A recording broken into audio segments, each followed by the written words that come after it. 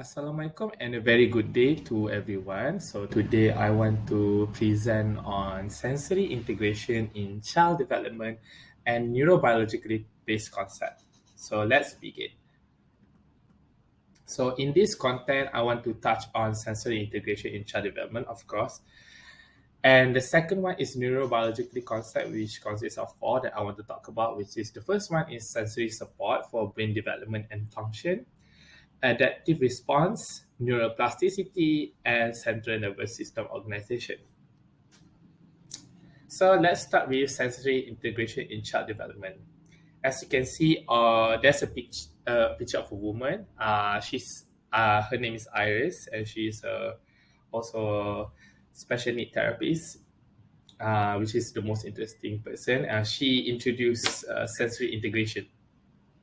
So So these senses, which she focus, sorry, she focused on, which is vestibular, proprioceptive, and tactile, are primitive and primary as it helps children to interact with the world, which is very true when it comes to balance, pressure, and also touches.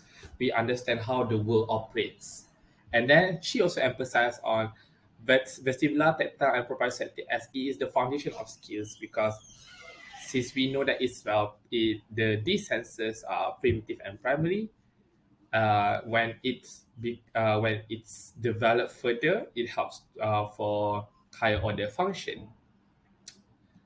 As I explained in terms of the introduction of sensory integration by Iris, correct me for pronunciation.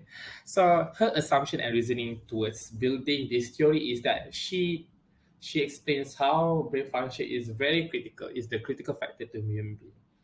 Without proper brain function, we cannot operate better in our daily life. How we interact the world, for example, grasping cups or cutting fruits or whatsoever. This is the how our brain works to interpret information, how to feel and respond to it. And relating it to daily life activities that we do every single day, waking up, brush our teeth, wash our face, and it's fusion together with neurobiological insight, which is very true.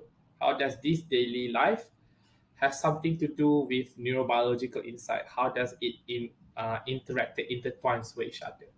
So three of these glossary terms that she used a lot with are sensory integration, adaptive response, and praxis, which is praxis is the more complex in terms of sensory integration. And she wants to redefine sensory integration in terms of how she wants to make it as a meaningful definition, which is a neural process to functional behavior. So as I as I mentioned before, that is how she wants to relate daily life activities that fusion together with neurobiological insight. She wants to define sensory integration, the brain process to our functional behavior, our daily life behavior. So yeah. Next is neurobiological based concept. So let's start with sensory support for development and brain function. So sensory deprivation, in accordance to research, poor inflow of sensation may generate input in the form of hallucination and distort income sensory stimuli. As a therapist, we all learn about sensory diet and sensory circuit, and we know that sensory diet is to give enough nutrition in terms of sensory for them to operate better, to function better. So as we can see that we understand sensory diet as is designed to provide individual sensory experiences for the child with sensory integrative dysfunction. But what happened if sensory diet isn't enough? So it comes with sensory deprivation. So the sensation put out flow better, and then when sensation is poorly in flow, kita dapat input yang tak baik, bukan tak baik, tak cukup. So macam for example, kita touch tactile and proprio. We touch hot stuff within 2 seconds or 1 second later we kita angkat balik. So that's how we respond, right? But what if yang lack of uh, sensory diet in terms of tactile and also proprio? Sentuh maybe 1 minute later baru ada macam input. Oh, okay, baru panas dia baru nak angkat tangan. So that's an example of it lah. And next we have adaptive response, which I explained before about glossary terms, is that they actively select the sensation that most useful in according to the environment, which is that kita most likely kita actively response to challenges in our life. For example, if you want to bike, you want to ride the bicycles, right? We want to actively select vestibular and proprio for balancing the bicycle and then to gerakkan the pedals and all the stuff, right? So this is how they operate. Children operates in terms of actively select the sensation. Then once they have create an adaptive response that are more complex, so the brain also can able to be more organized in terms of sensory information for basis action. Meaning that lagi kompleks dia punya formation of adaptive response tu, lagi better brain dia boleh organize or macam how to I do this step we call it sequencing or sequencing the sensory information and how we want to react on the basis action. So yeah. And next is neuroplasticity. This is very neurobiological or neuroscientist term. And to be honest, the name is very fancy, but the easier way to understand is increasing changes around neurosynaptic level lah. Maknanya kita dalam brain we have that synapse that reaching out towards each other like a branch of tree, and then they exchange transformation from one dendrite to another dendrite, to neurotransmitter transform from this need to other, so to respond. So when it comes to adaptive response, the more complex it is, the brain become more organized. So what happened around during that time is that the brain can increasingly changing information exchange from one dendrite to another in a more efficient way.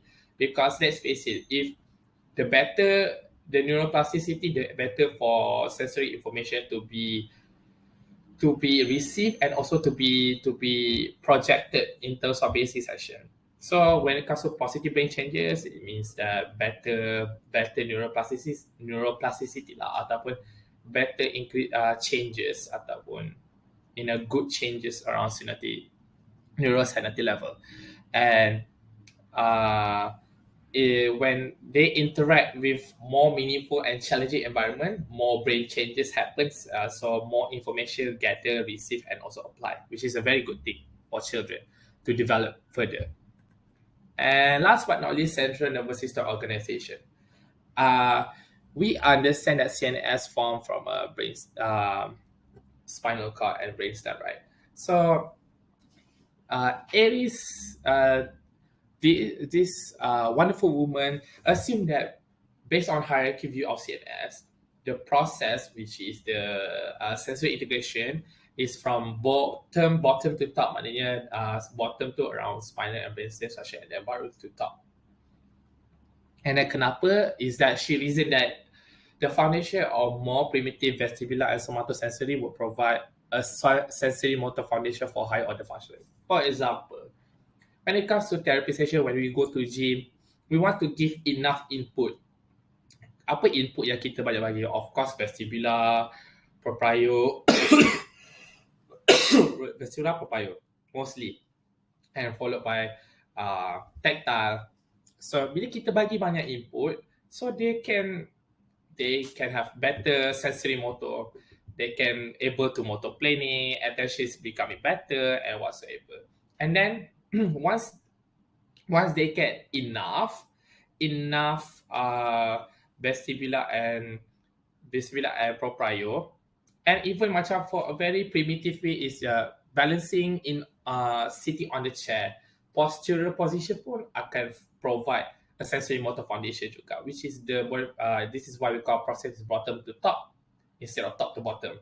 So yeah, because of that, if it's developed, refined and developed further, so they can progress further for higher order function in terms of academic agility lah, academic agility such as macam copy sentences from whiteboard to the book, snipping papers, and then attention wise in the class it's getting better and better and proper and better type of grasp.